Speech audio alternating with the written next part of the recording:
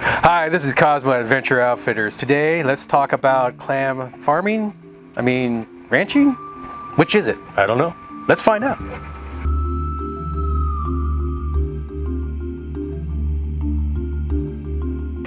Hey, welcome back. Hey, thanks for joining us for another Adventure Outfitters guest speaker series. This one is on the Cullins Family Farm.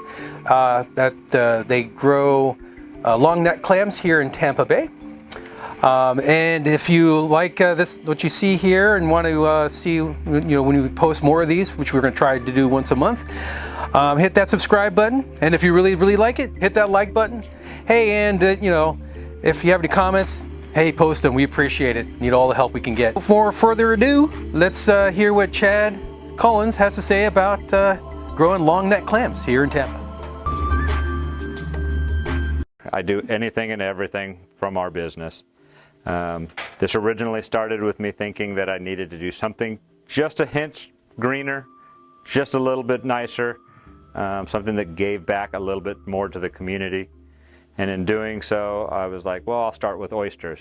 Oysters are a lot of work. I found that out really quick. And I needed a job where I could drink beer and go fishing. And I couldn't find anybody to pay me to do either of those. So I made my own job. And clam farming is what I came up with. I asked my daughter when she was about 5 years old, I was like, where's our food come from? And she gave me the very standard Publix. Well, great.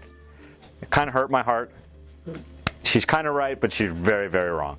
And now my kids and myself and anybody that wants to come out and be a part of this can see where our food comes from. I started off my very first year with 350,000 clams. Piney Point happened 6 weeks later. I lost 300,000 of them. The following year I planted another 350,000. Hurricane Ian hit, lost another 300,000. This is my first big year, and I've put anything and everything into this. I've got about 4 million clams now in the water. I plan to make this a repetitive cycle, doubling that hopefully within the next 2 to 3 years once I get steady income. My wife is a little paranoid right now because she just sees money going out. She doesn't see the money coming back yet. So I'll open it up. You guys have questions. You said 4 million? 4 million right now this year. I started off with 2 million in January, about another 2 million in June. I co-op or work with Two Dock Shellfish. I work for them a couple days a week. They work for me a couple days a week.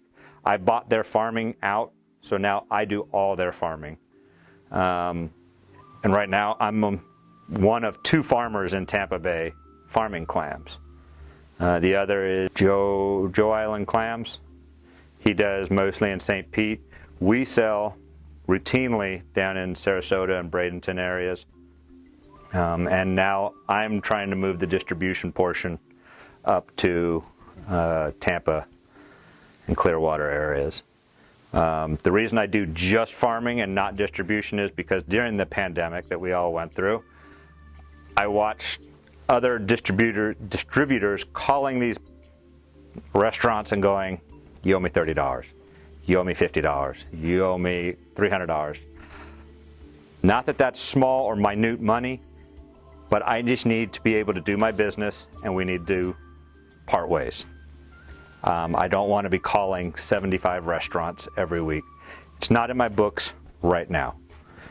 5, 6 years, I'll have my own distribution, but for right now, I just farm.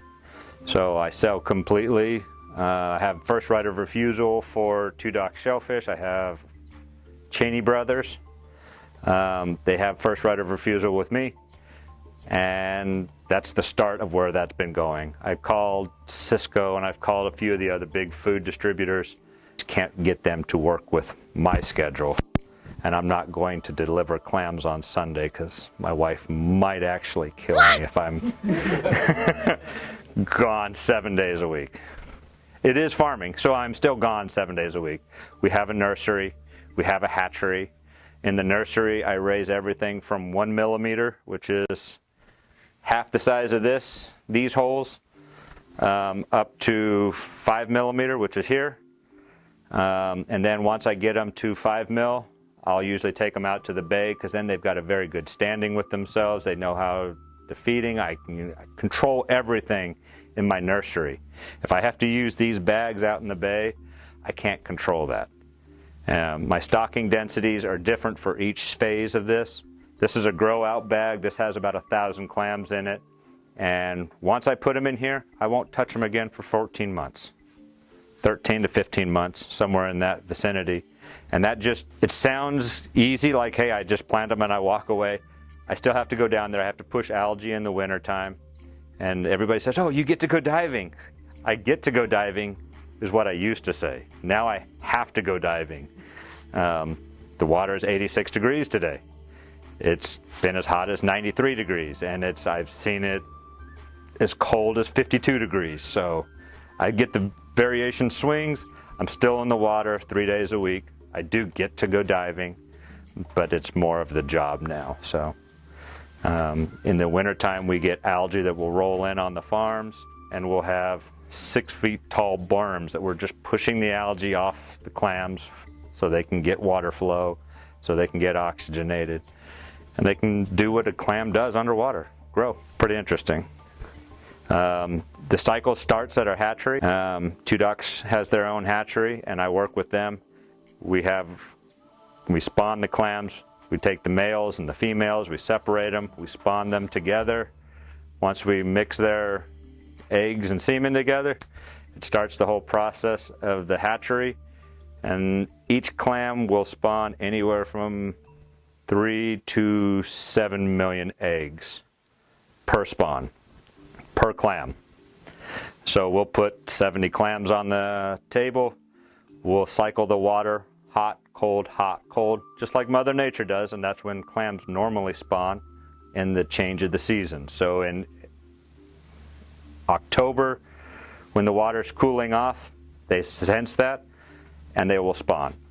In April, when the water's heating back up, they'll naturally spawn again. So we do that in a controlled environment where we heat the water up and we cool it off.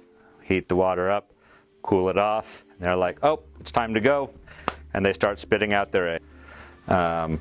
Once we have them in the hatchery, they are sitting on 950 micron screens that will be bubbling water through them. It doesn't take a lot. We'll start off with, after a spawn, usually 7 or 8 females. We'll spawn out of 70 that we'll put on there. We will then flush them, take all those eggs, put them in one container, and feed them until they sit on a 750 micron film. And every day we're flushing the water, dropping the water out, adding new water in, making sure that the temperature's right, the pH is right, acidity's right, everything's good, and we keep that cycle going. Once they are to 1 millimeter, then they come to the nursery. The nursery side is where I take over, and then that's where I am there twice a day. The only thing I do there is make sure that the pumps run. The pumps are running. I'll wash off the clams every couple of days in the summertime, once or twice a week in the wintertime. And as they grow from 1 millimeter, as they get to 2 and 3 millimeters, I'll move them into our raceways. So we have a big tank, it's probably 15 feet long, 40 feet wide, and we just have trays in there that are stacked up, and that water upwells. So we push the water in, and then it comes out and drains out through the tops of all of our boxes in there. And in those boxes we have nets that the clams sit on, and that water is just forced around them 24 hours a day, 7 days a week.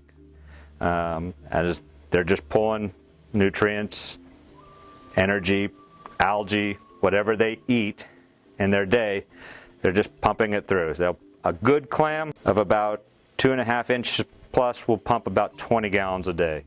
Oysters do 50, clams do 20. I have 500,000 oysters this year because Mother Nature decided to spawn on half of my clams. So now they set on anything hard or substrate. Now I have a whole bunch of oysters that I don't know what to do with, but I'm gonna make lemonade out of lemons. So once I move them into our raceways, which are trays that are 4 or 5 feet wide, 6 inches deep, 20 feet long, we'll put $250,000 to $500,000 clams in there, and we'll just run the water over the top of them 24 hours a day, 7 days a week. That's why I work at the nursery, so I'm there checking the pumps morning and night, just to make sure that they're not clogged, filtered, and that's it. Once they get out of there, they're about 4 millimeters, which is about the size of one of these holes. At that point, I can move them out to the bay safely. I wait until they're 6 millimeters so I can put them in this bag. This is a 4.2 millimeter bag. This is a 5.5 millimeter bag. There's 20% more water flow through this bag sitting on the bottom of the bay than there is this bag. Everything you'll need to know about raising clams is water flow. If you have good water flow that is coming from the ocean, you will have good clams. This doesn't seem like it would be that much of a difference, but that extra 20%, as I just found out this week, makes a hell of a difference. So I had campies in these, and I had them stocked at $8,000 a bag. I had Montessori clams in these, stocked at $10,000 a bag. When I originally put them in there, this was 1.5 liters. This was 2 liters of seed. Simple container, put in there, and put out to sea. My Montessori bags were planted in April, and we are just now pulling them out. And they are 10-12 millimeters in size. And they are 6 to 7 liters of seed per bag. I planted these in June, and I lost half of them because they were stressed out.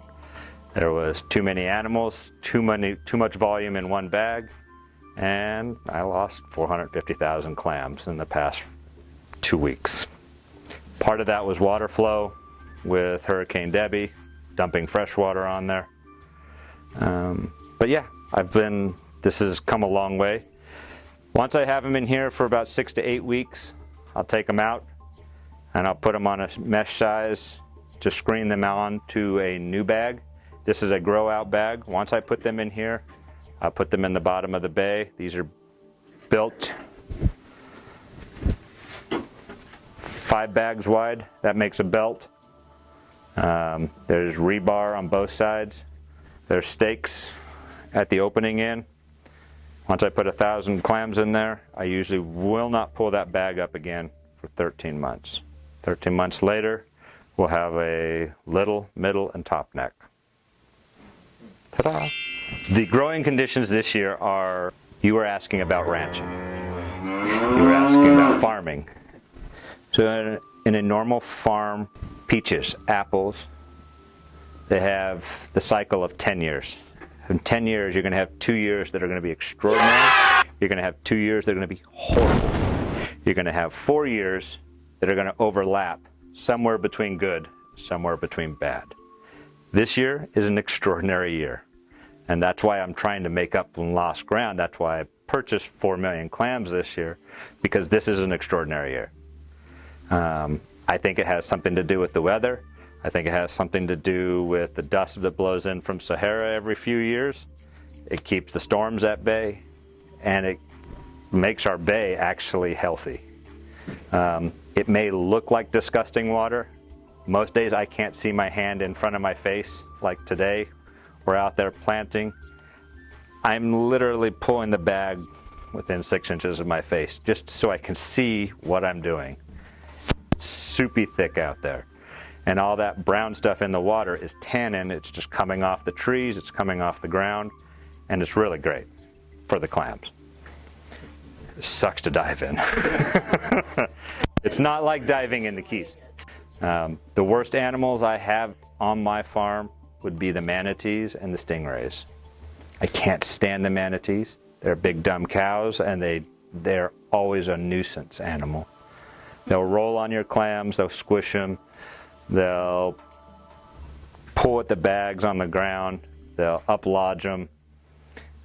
That's why I'm having to go out weekly and check to make sure that somebody didn't drag an anchor across them, the manatees didn't pull them up. How do I find it? Well, we've got it marked off. So 99% of the population will never know that they're on our ranch, farm, whatever you want to call it. They'll never know that we lease from the state. There's 2 types of leases in the state of Florida. There's a bottom lease, which is 6 inches below the sand to 6 inches above the sand. That's a bottom lease. For clams, that's all I need. Then there's a full water column lease, 6 inches below the sand to 6 inches above the wave height. The state of Florida doesn't value their submerged land, so I I lease an acre from the state for $150 a year. How did I get into this? I really wanted a job where I could drink beer and go fishing. I really did, and I was hoping that somebody would pay me to do it, and they just wouldn't. I mentioned this to my wife when I flew out in California, and she worked for the cousin that was the commander of the squadron that she worked for, is the cousin to Tutok shellfish. And he randomly threw it out there, just in passing. Hey, my cousin does this. If your husband really wants to do something like this, he should look him up. I looked him up. I said, hey, do you guys need any help? They were like, yeah, why don't you come out for a day? You can help us process. So I went down there, sat in a cold room that was 46 degrees, froze my ass off, walked out. It was 87 degrees and hot and humid. And I was like, this is weird. It seemed like something that would interest me. This is nothing I went to school for. I've got 20 plus years of aviation experience. I just wanted a relaxing job. I didn't want to be stressed about it. There's nothing I can do about a storm. There's nothing I can do about Piney Point. There's nothing I can do about a lot of those things. Once it's done, it's done. I just needed to be able to take care of my own stuff. And that's really what drove me to being my own boss and starting my own business and getting my kids involved and the family involved, and it's grown exponentially from there. So a weekly schedule for me will usually start off on Monday, where we'll go out and we'll harvest. So Sunday, the distributors will send me their numbers. Hey, I need 10,000 clams. Cheney Brothers will text us, we want 10,000 clams. We think we can sell them. Okay. Two docs will call up, hey, we need 15,000 clams for our orders. Okay. So I'm going out, I know I'm harvesting 25,000 clams. So I'll take the boat out, me and my other diver will go out. We know that out of that 1,000 clams that are in each bag, we're going to get a return of about 80%. So we do not know size. Cheney Brothers is the stickler here. They say we have to have middle necks, and they have to be this size to this size. Okay. We'll process your order first, and then everybody else gets everything left over. And just like in real life, some people are taller, some people are shorter, some people are skinnier, some people are bigger. Clams do the same thing. You do have your Michael Jordans that stick out, and they'll grow to a top neck in 13 months, and you're like, whoa, you need to slow down. So Monday we'll go out, we'll harvest. Tuesday we'll process. Wednesday we'll deliver. Thursday I'll go clean up the farm. Friday is do whatever I want to do day, along with the nursery. Saturday, do whatever I want to do day. Sunday, do whatever I want to do day. Not a bad gig. Once you get it set up.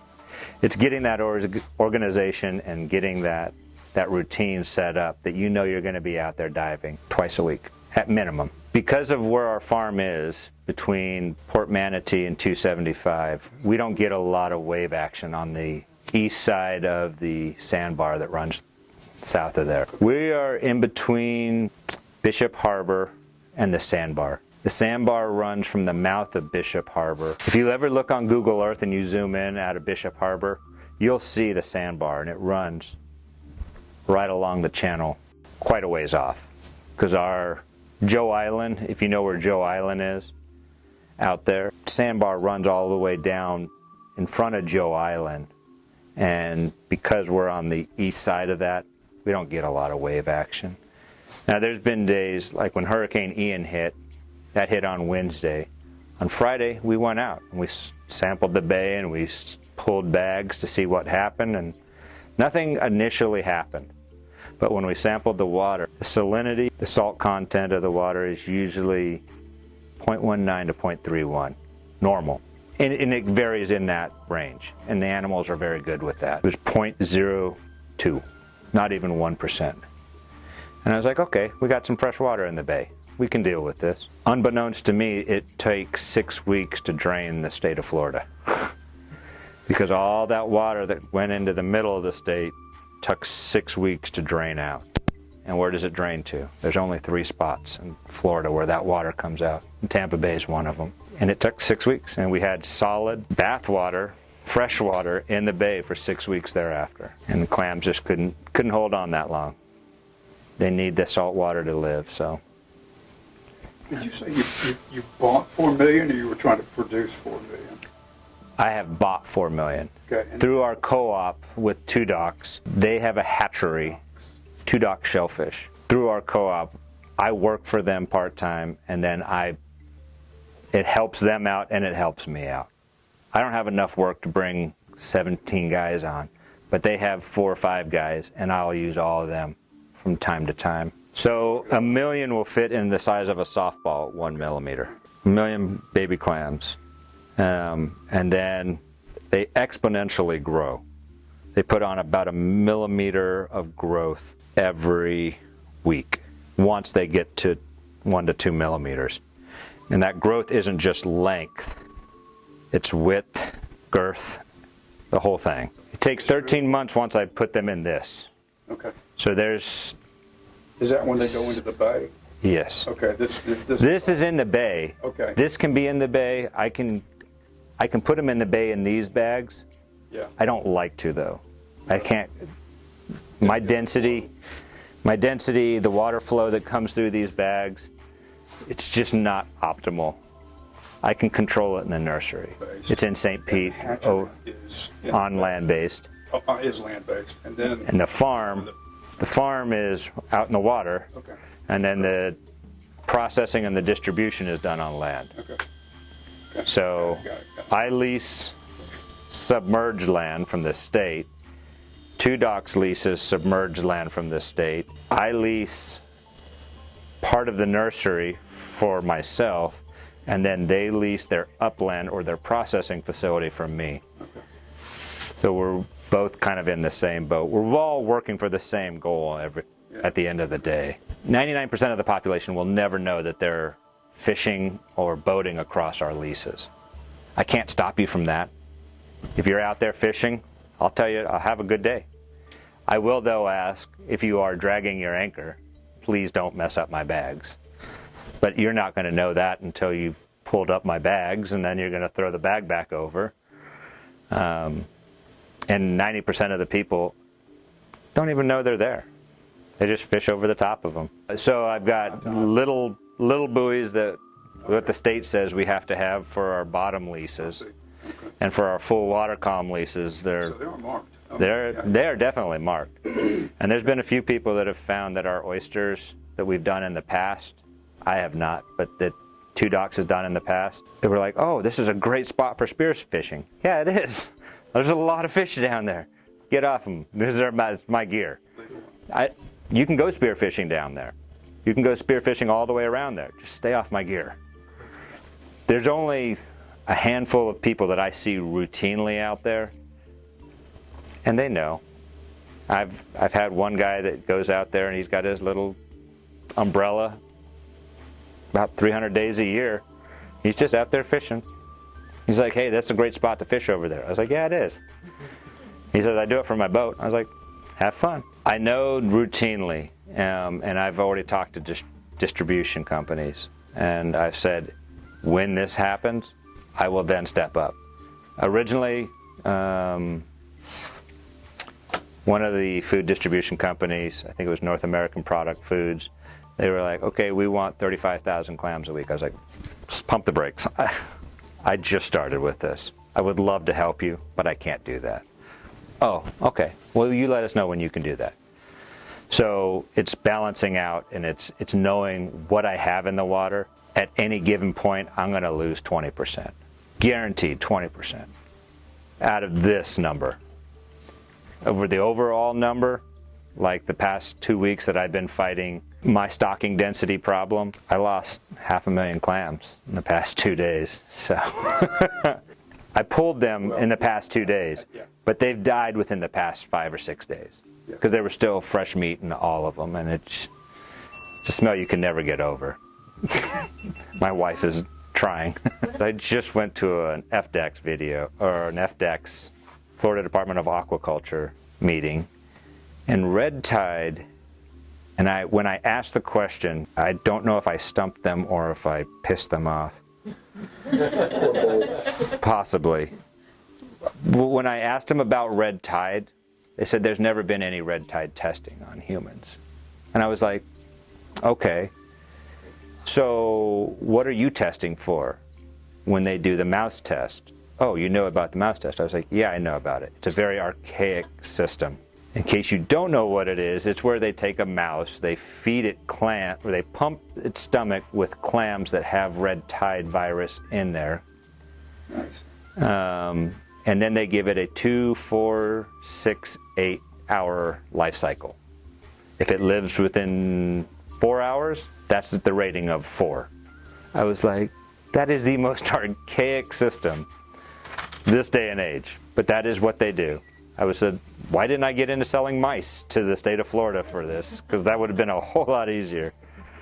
Red tide doesn't necessarily affect them. It will show up in their system. They don't know if it actually gets transferred to humans yet. There's been no human testing. Red tide affects different people different ways. Dove in red tide, and it didn't bother me any. Maybe it's a lot of the drinking I do. I don't know. It's just never bothered me. It smells bad when there's dead fish around, but the clam, the oyster, and a few others, their nervous system is so simple that it doesn't really affect them. So they will smell hot, name everything, just 2 different variations. I think they have a different taste, but it's up to the owner. Most of the ones in Publix you'll see, that's a company out of Cedar Key. And they have brown clams. So. Is the price point for the brown and white clams the same? We're working on that. I've really been pushing Cheney Brothers because they were like, well, your clams taste different. Okay. Noted. And then when I talked to them further, I'm like, you said yourself it was a specialty product. So I'm working that. It's not going to happen overnight. But yes, I'm working that point to make sure that anything that comes out of Tampa Bay is I think it's a brinier taste. I think the ones that come out of Cedar Key have more of an earthy flavor without sounding too mean about the situation. I don't like dirt, but it's an earthy flavor. We'll say it that way. And the clams south of Tampa Bay usually come out white. Gasparilla used to be big into clams, but since there's so much sugarcane that's grown and beets and everything else that's grown in South Tampa or South Florida, their red tide just got to a point where it shut them down for almost a year at a time. And you just can't run a business like that. So it doesn't affect the clams. The clams will eat it, they'll ingest it. It doesn't affect them at all. But you have to, you said it sounds like you blow it off. There's some, you were talking about. No, that's in the wintertime. So we get a different type of algae that will, it's like a grassy algae. I think it's called Damacormis. It'll tumble in with the tide, and then we'll have to push it off because come April, May, June, that Damacormis will mat down and create an anoxic layer below it, and nothing's living in that. It's smothered. It suffocates them. Yeah. So when you say push, what's that mean, push? So literally we've got these man-made rakes, that rebar-like rakes, and we just push it off the lease. Okay, so you're physically, We're physically under the water just pushing algae all day long. Yeah. Not a high-tech job by any means. It's basically like a big rake that I'm raking 10 acres a day with underwater. Yes. Current lease is 10 acres? Current lease, yes. I've got 4 acres of full water column lease and 6 acres of bottom lease. Why do you do the different types of leases? Price point and the state regulation, because I can't have a full water column lease in a major thoroughfare. because it would obstruct boating. Would you prefer all to be full water column? I like the sense of being able to control people on my gear.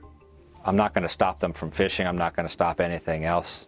It's public land. It's still public land. There's nothing I can really do about it. Anybody out there? A full water column leash usually draws more attention, and people are like, ooh, what's over there? So I would really prefer the bottom leases. If the public doesn't know about it, it doesn't bother anybody. They're not looking for it. Otherwise, it's just a big ocean out there. How So deep is the water where your bags are? 10 to 12 feet. Yeah. During low tide, I can usually look on the boat. How far apart are they spaced on the bottom? I stack them. Okay. I stack them right up against each other. My babies, I will spread out like a mixing layer, so as the water's moving through, it has a chance to remix with more algae in hopes. I don't know if it's actually the way it works. I'll spread them out 4 feet apart, 6 feet apart, put 2 more bags, spread them out 6 feet apart. I don't know if it works. I don't know if it's good or bad or different, but about 2,000 bags per acre. How does the public buy your clams? They would just come out to our ranch out in Ruskin, and they would purchase them. They would call me hopefully in a Sunday or Monday and say, hey, we would like to buy clams. That way we can add you to the list. And then out in Ruskin, you would just come pick them up. Unless you want to go to one of the restaurants, one of the 70-plus restaurants that we're delivering to, which are mostly in Sarasota and Anna Marie Island and Bradenton. So, How much of your competition is from imports? for the state of Florida, none. Cedar Key, 90% of my competition right there. Yeah. And that's just because they have perfect growing conditions for 5 to 6 miles out to sea. It's the Georgia water, it's whatever. 90% of them all start off as males. And then they will turn after their first year of spawning. They know if there's more males or females in the water, and they will turn to a female. And that's more for growth. So the male will eat more, put on more. He will grow bigger. And then if there's need, if there's not enough females in the water, they will turn hermaphroditic back. They'll turn to a female that first year. That first year dictates everything for them. And if there's too many males, then half of them turn female. And if any of you have ever been around other livestock, cattle is a great example.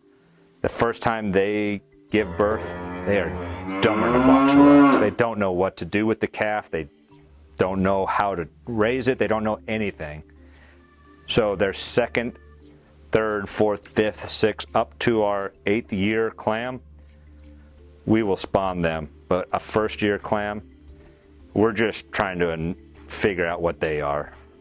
No pun intended, but all pun intended. We're trying to figure out. So when a female spits out her eggs, it comes out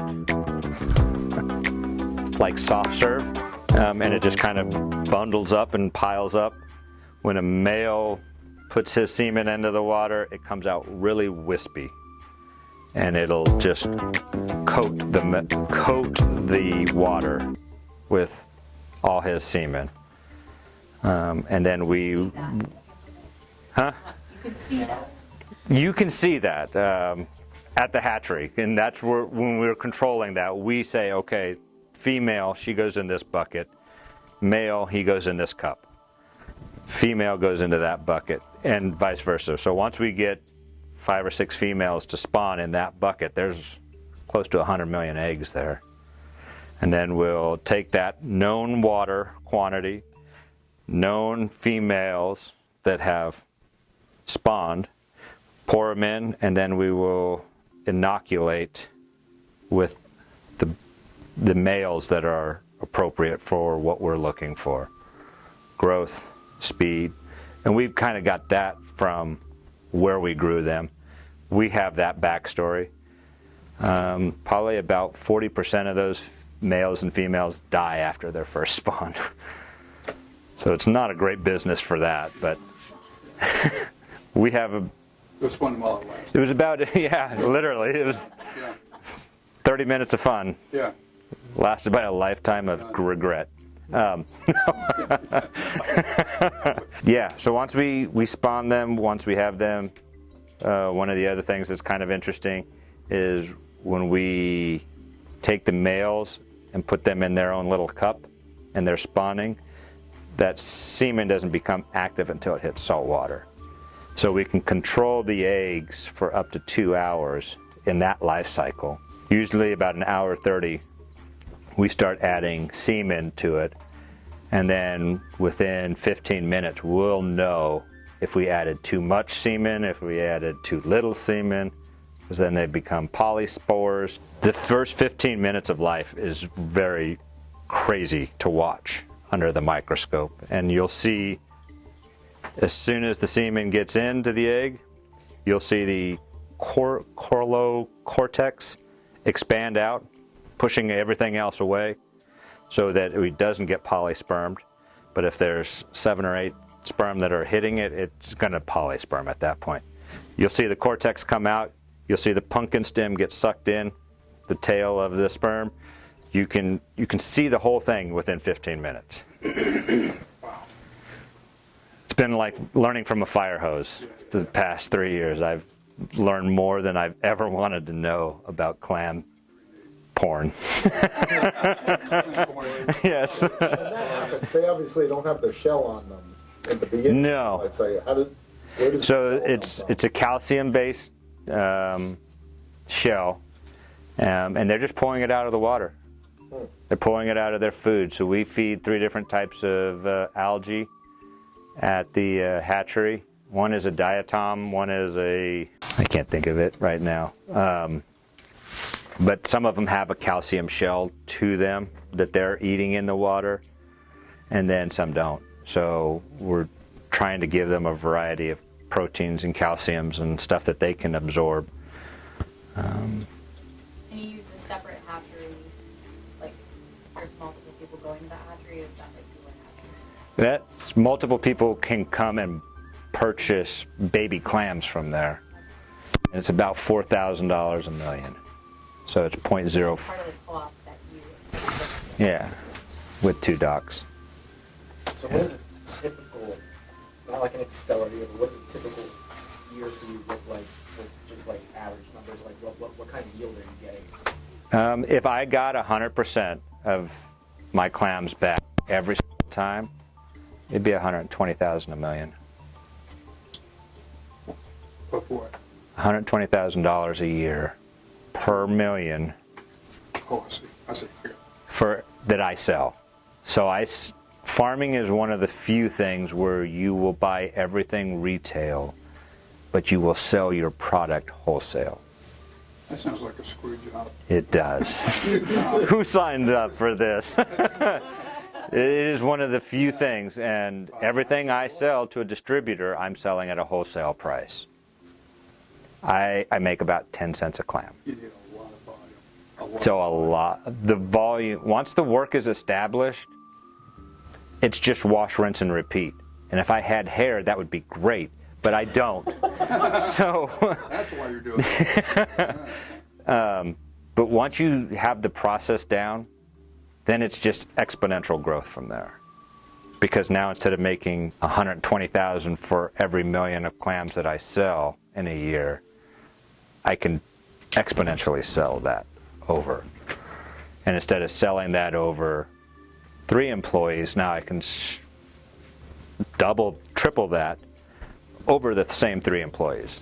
Does that make sense? My 5-year plan, well, in 5 years I was planning to start oysters because oysters are just much more workload, where you have to touch an oyster, you have to tumble them, take them out of their cage, tumble them, you have to scrub them, you have to clean them.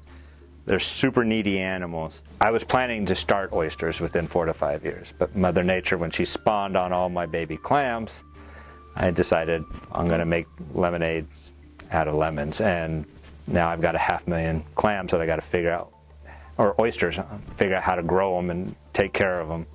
But I do know that you have to tumble them every week. You have to physically decant them every week so that barnacles don't grow on them and everything else in the water column doesn't grow on them.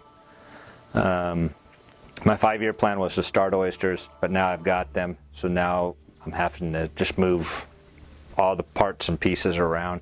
My 5 to 10 year plan was have 40 million oysters out, or 40 million clams out in the bay, and be the largest. That was part of why I Be the bought largest farm and the largest supplier, correct, for Tampa Bay. I've only got one more farmer I got to beat out, and I'm going to do that in the next 3 or 4 years, but it's just keeping that exponential growth.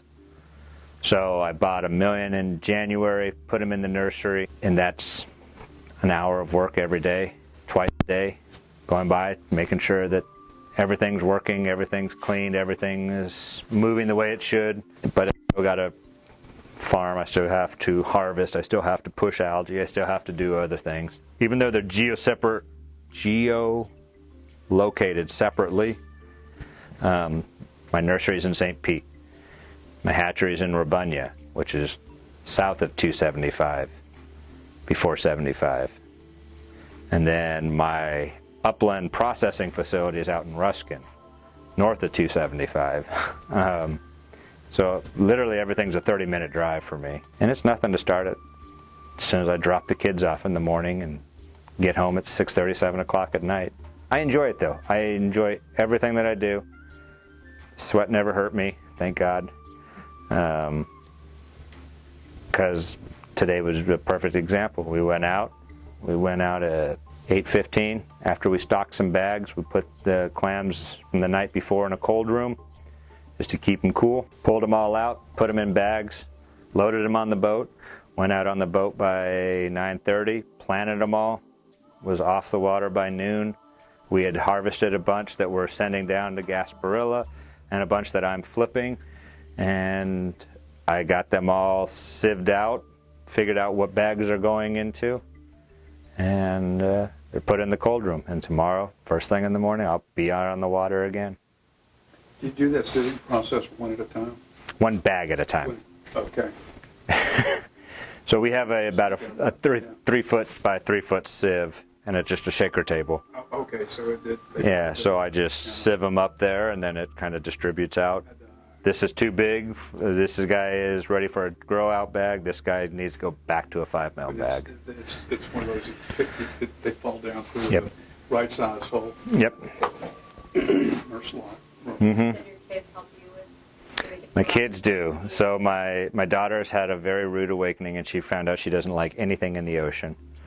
I asked her if she wanted to learn to scuba. Any other questions? That was great. It was. Thank you. Thank you. Thank you so much.